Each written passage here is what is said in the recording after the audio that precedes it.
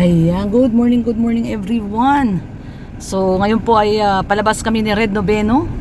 Today is Thursday. Okay, Thursday, August 27. Ayan, August 27 po ngayon. At ngayon po ay palabas kami ni Red. At pabili po tayo uli ng mga materyales na kailangan sa ating dream house. So ayan, pupunta po ulit tayo sa City Hardware. At may mga kailangan tayong bilhin. Bibili ulit tayo ng semento, no, Daddy, no? So semento bibili uli, tsaka ano yan ba yun? Step trim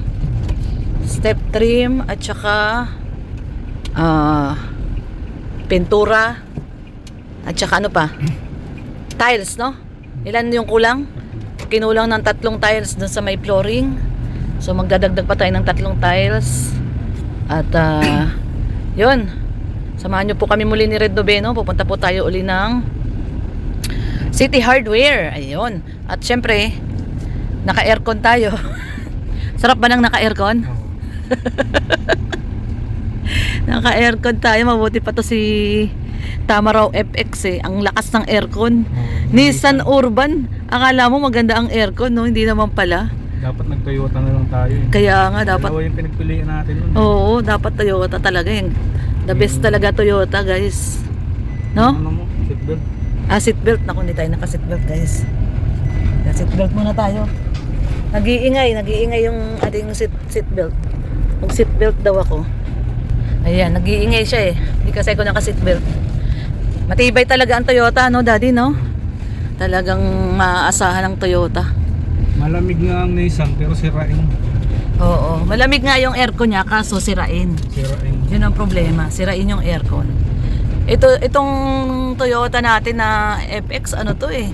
Isang beses lang pinagawa yung aircon nito, no? Nagpalit lang ng ano, filter lang yung pinalitan, no? So nagpalit lang ng filter pero hanggang ngayon lamig pa rin ang aircon. Grabe. Maganda talaga ang ano Toyota, guys. Kaya ako sa inyo, mag-Toyota na kayo. May promotion pa. Grabe. So ayan, punta po kami ng ano, Wilcon, City Hardware. At magbili po tayo ng additional materials. Ayan, komportable ko ngayon, guys. Hindi ako magrereklamo. Pag yung Nissan Urban yung gamit namin na van, ay naku po, Diyos ko. Ang init. Pag uwi ko sa bahay, pagod na pagod ako. Masuna eh. Para tayong nasa loob ng ano, ng oven, no? Kasi sa katindi ng init ng araw, yung katindihan ng tirik ng araw, tapos nandun ka sa loob ng sasakyan na walang aircon. Imagine niyo yung guys, para kang nasa oven. Kaya yan, ngayon ang lamig ng aircon ni Swagger. Ito po, pangalan po nitong ating Hilux Toyota FX ay Swagger. Ayan, si Swagger. Sino ba si Swagger? Sino daw si Swagger? O, paliwanag mo daw, sino si Swagger? Uy, may mahams. Pasaway ka. Si Bob Swagger ay American Sniper. Yung movie. Sniper. Sinet up siya, ano? Oo. Pinagbintangan siya na ano. Na nag-assassinate ng president. Ang problema, mas mautak to si Swagger eh. Tinanggalan niya ng firing pin yung ano niya, yung rifle niya kasi ninakaw yun eh. Oo. Sinet up dun sa ano, kung saan papatayin yung presidente. Siyang pinagbintangan. Eh hindi niya alam, tinanggalan niya ng firing pin yun. Nung nag-cross examination, sinabi niya na yung rifle ko, iniwanan ko yun, tinanggal ko ang firing pin. Paano paputok yun? So nung in-examine nila doon sa harap ng korte, walang ang firing pin. Paano nga naman ano yun? Puputok. So na-set up siya. Pero mas magaling siya, napawalang sala siya dahil sabi nga, mautak mga matching paglalangan din. Tinanggalan niya ng firing pin. So ano yun, dapat critical minded ka. So ayan guys. Yan kaya favorite movie ni Red Noveno yun eh, yung si Bob Swagger. That Sniper, yun yung ano niya. Sniper. The Sniper. Pinakamagaling siyang sniper, no? Kaya sige, maluwag dito sa kanan. So ayan guys. Punta muna kami dito sa ano, ayan malapit na. Ganun lang kabilis, so ayun oh, doon na. Doon lang po banda yung City Hardware. Kaya lang problema dito sa ating private road. Parang private road to ng mga taga Purokwan eh. Kaya lang masikip. Yun lang ang problema, masikip. Tapos pinaparkingan pa. Yung tipong masikip na nga yung kalsada, paparkan pa. Pero maganda dumaan dito guys kasi parang private road to eh. Walang dumadaan dito, mga taga doon lang. Isang nga may nag-park ditong bako. Oo, atras tayo guys. Nandito na kami. Tapos yung backhoe nandun. Hindi kami talaga kakasya backhoe. Yun, ang laki nun eh. Atras talaga kami. Layo ng inatrasan namin. Eh, ang system mo, mabuti sana kung yung backhoe may driver. Pwede mo siyang mapaatras doon kasi nandito siya eh, dito. Walang driver. Iniwan yung backhoe. Kaya kami ang walang nagawa. Atras talaga kami. Ang haba ng inatrasan namin. So ayan no, nandito na tayo sa highway. Ito na po yung highway ng ano. Ito po yung tinatawag na bypass road. Yan, sige. Bypass road po ito. Kasi yung original talaga na road yun, nandun sa sentro. Sa kabilang side, doon sa may SM. Yun po yung original road ng dito ng Daet. Itong kalsada na po na to, bypass road po ito. Kasi yung kabilang kalsada, sentro po yun, dadaan kayo sa sentro ng Daet. Masyadong matraffic. Kaya ginawa ng bypass road. Maganda yung mga bypass road eh, no? Yung hindi ka nadadaan sa mga palengke, sentro, iwas traffic. So, yan po yung ginagawang mga bypass road. Kahit sa Bulacan eh, no? Ang dami ng bypass road eh. Hindi ka nadadaan sa bayan-bayan, yung pinaka-sentro ng bayan. So, yan. Tara po sa City Hardware, guys. Ayan, malapit na yung City Hardware dito. Malapit lang naman City Hardware sa amin. Yan guys, nandito na tayo ulit sa City Hardware. Ayan, wala pa rin tao. Aga natin. Ayan o, 8:30. Time check 8:30. Tayo yata ang unang. Ayan, dyan mo na rin park para malapit lang. So yan guys, bili lang tayo ng mga materyales pa. Ganito yung best tank ni Papa Joms. Yung tangke ng tubig ni Papa Joms. Ganyan oh. Oo, yung nasa taas. Parang gano'n yung isa na yun. Tindi si Papa Joms, ang mahal niyang ganyan. Ano yan eh? Stainless. Ano talaga yung ni Papa Joms? Materyales, pertes, yung mga nasa bahay niya. Talagang pinaghandaan. Kapagawa ka rin lang naman ng bahay, edi yung the best na. Diba? All the best. Kung may pera ka naman eh. Ayan, tara guys. Tayo. Fresh tayo ngayon at naka-aircon. Naka-aircon tayo eh.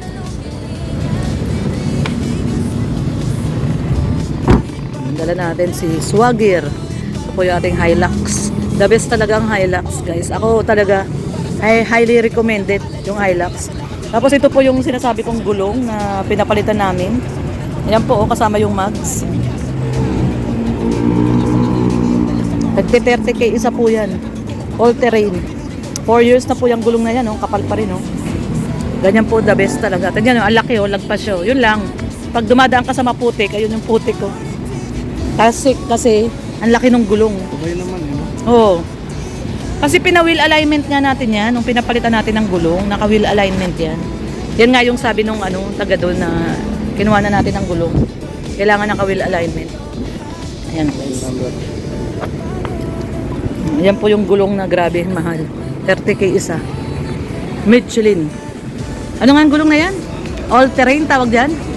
All terrain. Ayan guys. Pasok po tayo. Morning kuya. Morning. Wala namang number to. Ayan.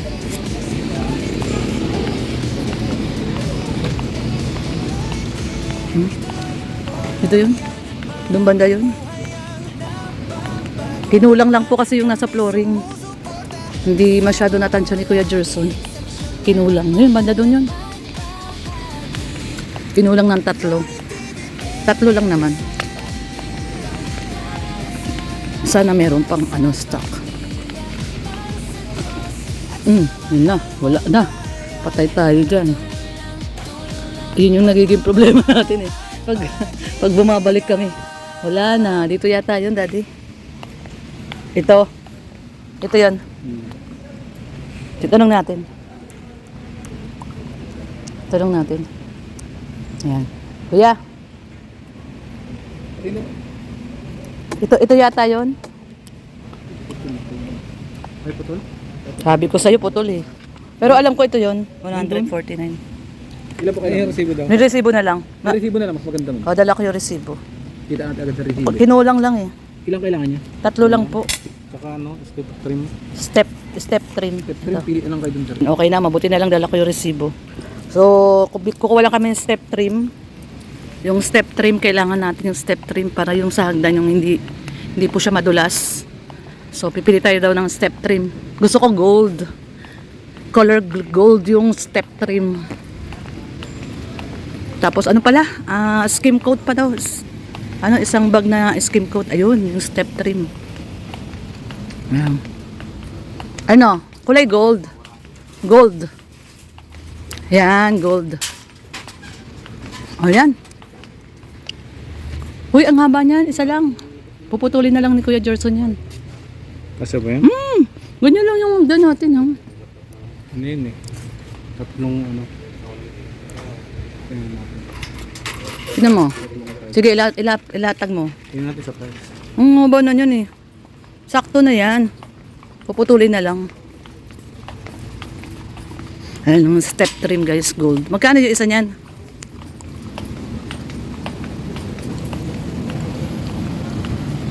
Ayan, dito na. Dito na. Oh, 60 by 60. Ano nga ano. Alanganin? Kasi ano pa yan, may pero pa yun.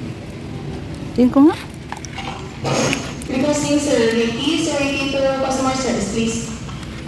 O, dalawa yan muna.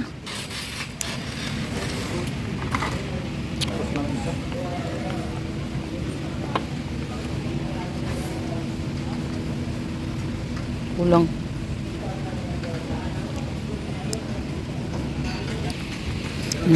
Ito na yung tiles. So, ito po yung step trim. Sabi ni Red, kulang. Kasi 3 tiles yun eh. Ang ganda niya, oh. Gold. So, kumuha pa siya na isa pa. Dapat kinuha niya naka-plastic. May galos na to eh.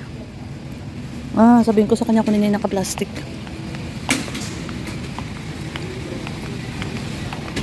Kunin mo yung naka-plastic. May galos na.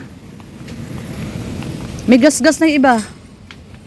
May gas-gas na yung iba. Yung isa na yung may gas-gas na eh. Naka-plastic, kunin mo. Yun, naka-plastic pa yun. Yung kalahati lang. Kaya nga may galos na yung dulo eh. Yan. Yan. Parang ganyan. Yung kalahati, wala. Ayun, tapos yung mga tayo. Ayan palang mahaba eh. Oh, yan isa na yan kunin mo. Ha? Hindi, ito na lang, maiksik. May dugsong. Dapat ganito lang. Diba? Gaano ba kahaba yung isa mo? Ganito. Natin.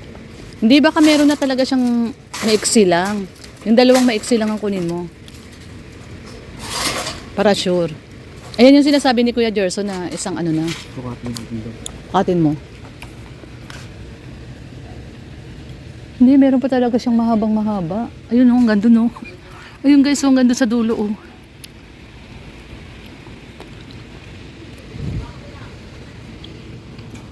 Maglalagay tayo ng ganito guys, step trim doon sa pinakahagdan. 2 baitang yun eh. Para hindi po siya madulas. Kapos? Anong kapos? 2 kalahati lang yan? Yan talaga. Yung sobra, i-design na lang natin sa likod. O kaya doon sa may pinto. Tsaka sa likod ng pinto. Sa pinakalikod ng pinto. Tsaka sa harap na pinto. Yung matitira. Papakating natin. Ano? Yung di ba yung harap ng pinto, mayroon pang yun, space. Doon, ilagay doon. Kahit ano, papakat natin. Mahaba yan yata yan eh. O yan na, okay na yan. 2. So ito po 2. Parehas bang kulay? Gold, no? Ngayon, okay na yan, 2. Ito po, step trim. Yung matitira po, lalagay namin sa may pinto. Kasi hanggang dito lang yun eh. No? Hanggang dyan lang yun, no? 3 tiles. Ay, hindi. Hanggang dito lang pala. 3 tiles. Hanggang dito. So yung matitira na lang papalagay natin sa pinto. Tara. Kaya lang di kakasya kay kaswager yan. Hanggang dulo. Yung ano? Magkano to? Kala ko 5 pesos lang, bibili na ako eh. Ah, isang ganito. Magkano kaya to? Isang ganito. 109. 5 piraso na siya. Oh, 109. Tatanungin nga natin. Bibili ko. Bili ko nito. Oh. Sige na. Tatanungin ko lang, magkano itong ganito? 5 na to, kuya? Ah, kala ko 5 na. 109 lang. Ah, kala ko 109 5 eh. O, kasi 109. 109 pala isa. Ito 59 isa. Oh.